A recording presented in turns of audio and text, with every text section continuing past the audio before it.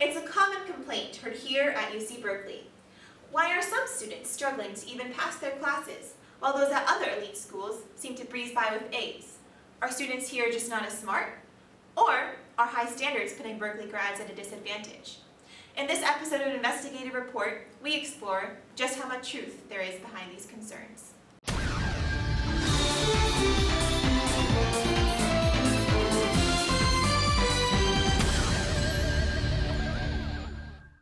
I think it's harder to get an A in science classes than it would at Berkeley than it would be in other schools. While the average student GPA at Berkeley has gone up in the past several years, at some other elite schools the amount of A's has seemed to skyrocket, leaving Berkeley students in the dust. The data that I have does strongly suggest that, consistent with students' perceptions here, UC Berkeley grades tougher than many of the institutions with which we're competing. This summer, Moore and his colleagues released a study investigating the impact of grade inflation at universities.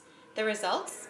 Giving real admissions officers mock grad school applications, they found that while 72% of students from lenient grading schools were admitted, their equivalent peers from schools with tougher grading norms got in just 12% of the time. The notion that all students at Harvard deserve to graduate with honors, in the recent years something like 90% of them graduated with honors, I think reinforces the class hierarchies in our country and undermines the very American notion that everybody should have an equal chance at success. And if the numbers are correct, everyone's chances are far from equal. As of 2007, GPAs at private schools were on average 10% higher than at public ones. So how are schools trying to level the playing field? Jacobson is the Executive Associate Dean for Education Initiatives and is working to improve Berkeley transcripts. And things like class rank would certainly be an interesting starting place. Another thing to put on would be, what are typical grades in the class? What's a median grade? However, Moore found that even with the contextualized grades, admissions officers will gravitate towards the higher numbers. People take others at face value. If you are mean to me, I assume you're a mean person, and it is much more difficult to consider the role of the situation and reflect, oh. But there may be some hope.